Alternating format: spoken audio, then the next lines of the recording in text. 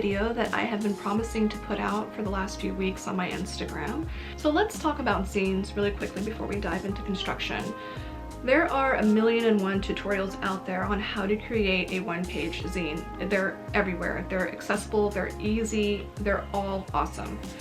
I am just going to show you how I construct one really quickly, and then I will show you how I like to use Zine. It's the perfect craft to make right now in this weird season of life that we're all facing, mainly because you do not need to go out and shop for anything. You don't need to order anything. So it's basically a sheet of paper, which can be copy paper, it can be a sheet from a magazine. As long as it's lightweight to medium weight, you do not want to use a heavy cardstock for this. Scissors or a straight edge and ruler, and that's it. And then whatever you want to fill your zine with. It could be pictures, it could be just straight up journaling, it could be cut out from magazines, it could be stamps, it could be anything. These are things that you're going to have on hand.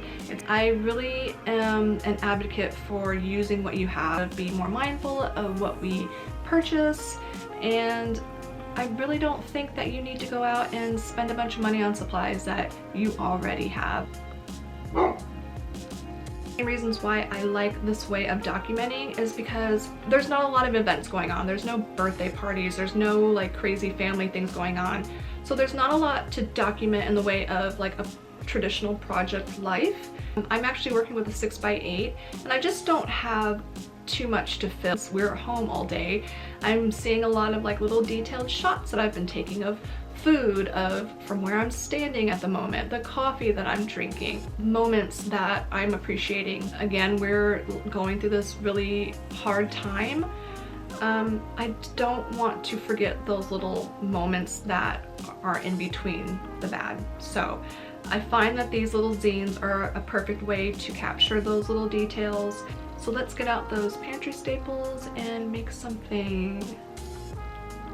You're going to need fairly lightweight paper for this project. You can go a medium weight, but I wouldn't go any heavier than that. You can see I've got a big collection of paper that I have thrifted over the years. Once this is all over, I would say hit your thrift store right in the office supply section. 9 out of 10 times you're going to find some cool paper that hasn't even been opened. I usually end up getting some pretty cool colors and textures for a fraction of the cost of what you would get at the office supply store. So I'm going to grab a few papers. So we've got some colored copy paper. Graph paper is really nice to work with here. Now that you've found your paper, you will need a pair of scissors or a straight edge and ruler, and I find it helpful to use a bone folder, but you do not need one. You could use your thumbnail to crease a fold, or you can use an expired gift card. I recommend starting with a plain sheet of copy paper. This is 8.5 by 11. This is your standard zine, one-page zine size. Once you get this down, you can use any size sheet paper you would like.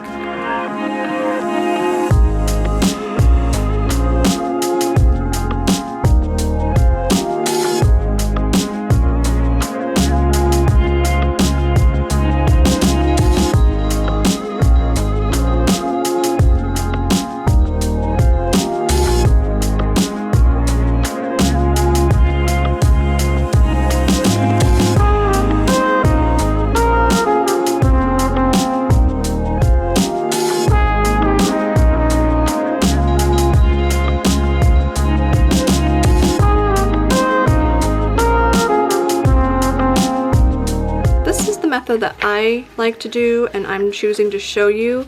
Like I mentioned before in our talk, there are a lot of other tutorials out there on how to create these zines, and there are different ways of folding.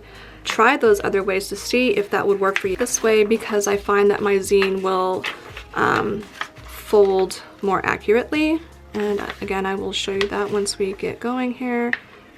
I just prefer this method, but you do whatever you like.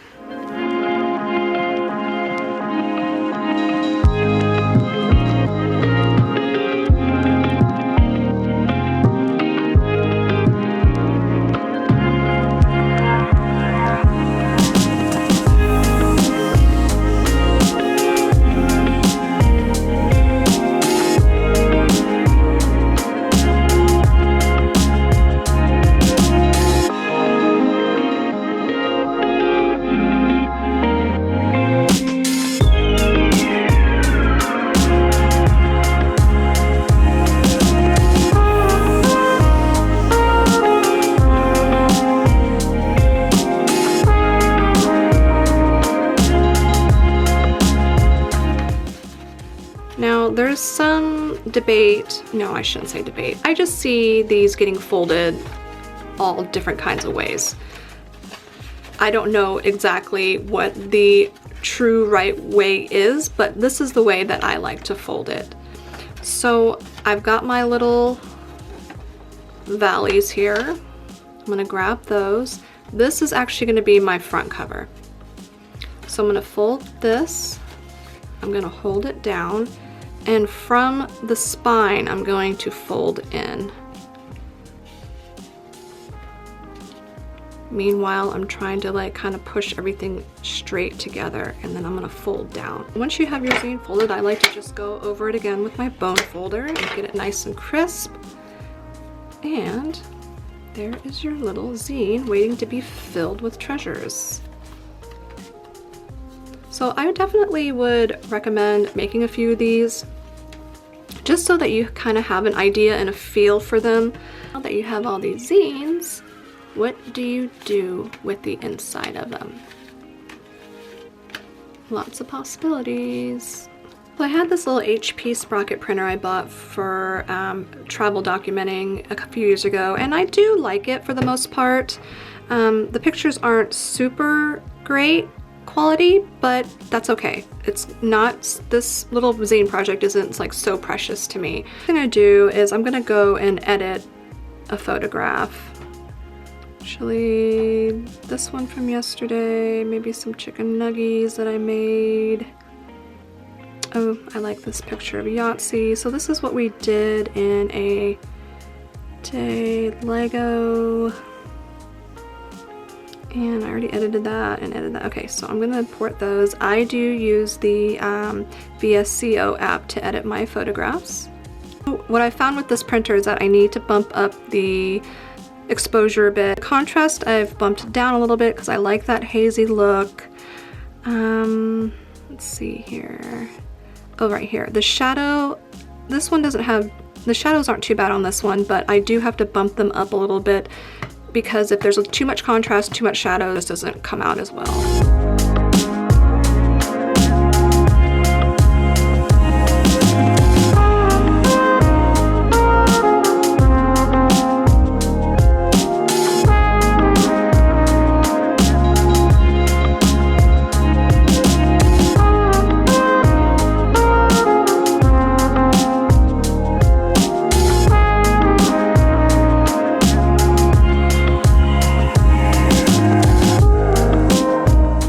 Say that I have like one particular setting or one particular preset that I like. I tend to go back and forth on a few. It really just depends on the picture itself. I think everything looks okay. I'm gonna bump up the shadows a little bit and maybe just the exposure just a little bit. Okay, so what I'm gonna do is turn the printer on. This is Bluetooth enabled, so I think that's a big plus.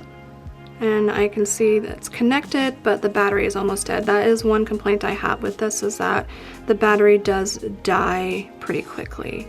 I find that if I just keep it on the screen, I don't run into any errors. If I go back and try to print another picture while one is sending, it kind of throws everything off. So I just keep it on this and let it go. And there's my printed picture.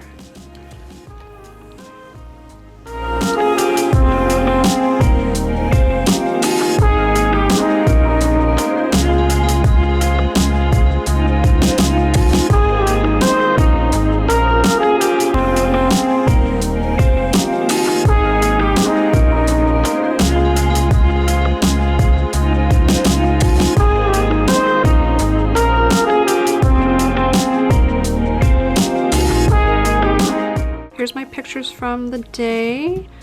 This was in morning, afternoon, night. I'll probably go in that sequence. Here is the plain white zine that we've made. And I'm gonna get a stamp. Again, these are things that I know you guys have in your pantry, your crafty pantry.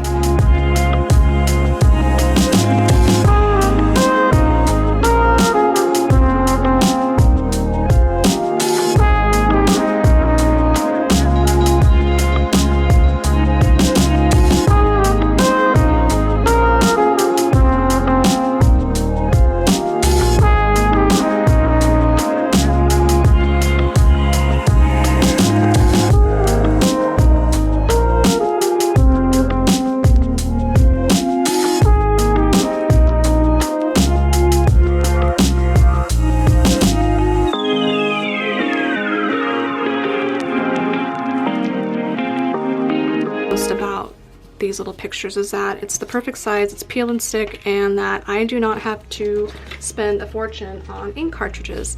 The paper is fairly affordable as well, and I could find it locally.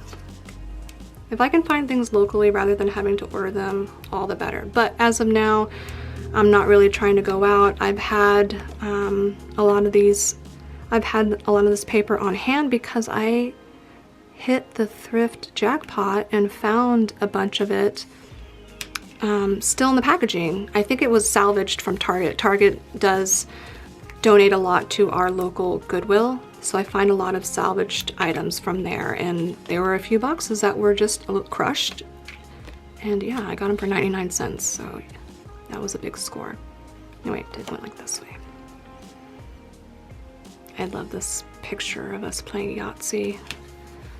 Family game night is not like a special thing anymore. It's literally every night we play a game, which I'm not complaining, it's good. So I've got my pictures in.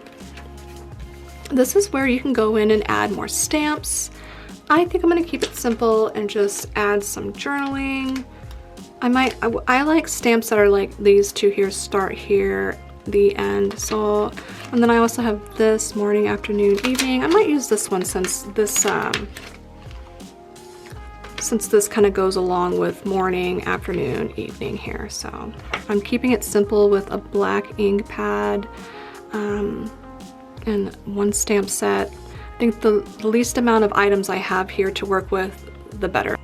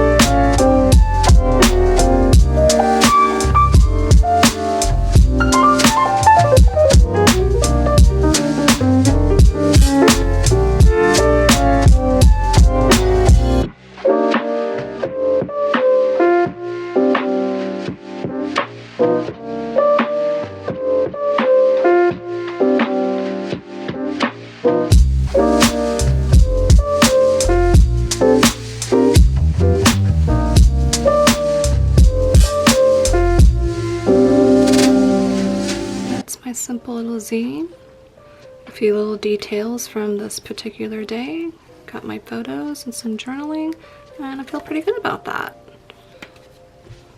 Here's one I created in March. This one I incorporated a collage of just cut paper from a catalog, and this was inspired by my friend's quilt.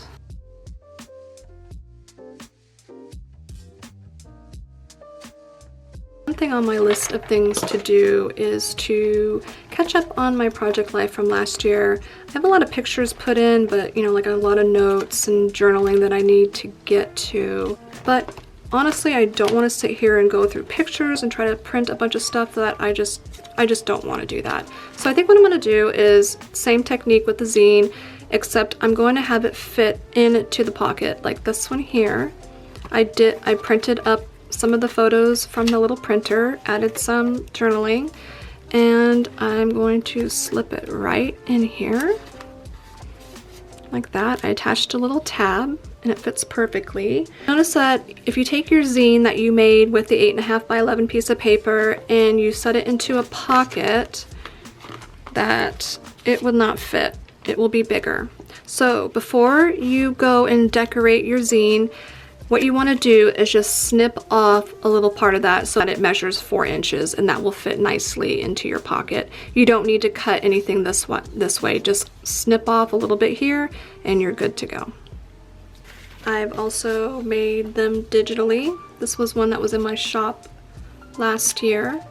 And the fun thing about this is that when you open it up, you have a nice little print. I didn't dive too much into that in this video, just because I wanted to simplify things and kind of make this accessible to those of us who'd like to document with pictures and stamps. But if you are interested in doing more of an advanced digital version, comment below and I will see about making that video. But yeah, this is from, this is all done digitally. The artwork was done, I think, in Procreate, and then I just made it all fit onto a zine. And then this is what I was talking about with it being in different sizes. You are not limited to the 8.5 by 11 size. You can go smaller. This is done with a sheet of vintage like leaf paper I thrifted. And then what I did was I scraped some paint across it. I was just kind of playing around and messing with it and seeing what the paper could handle. Because we're using such lightweight paper, I wasn't sure how the paint would take onto here, but it wasn't too bad.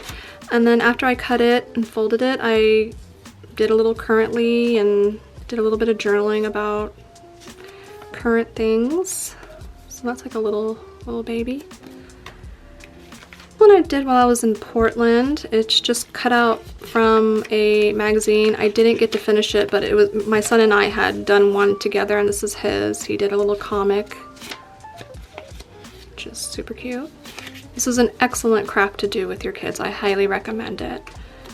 And then another example of something, a non-traditional size, is like a little skinny baby here. But this was just a vintage greeting card that I, again, thrifted. A little bit heavier than your lightweight paper.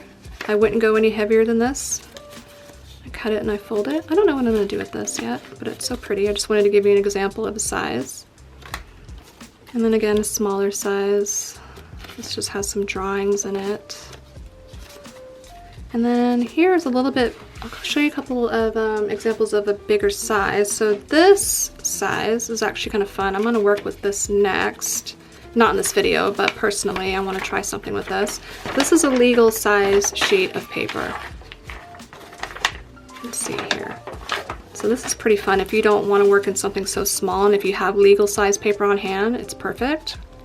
And then this is kind of fun. This is a sheet of paper that I had purchased in a pack of random papers from Kate Bingham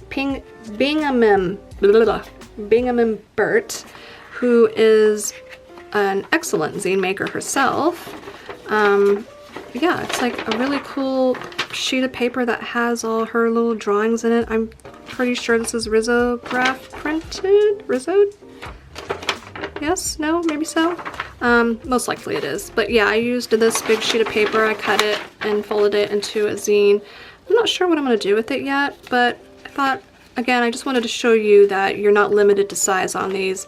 They can pretty much work with any size as long as the paper is a light to medium weight.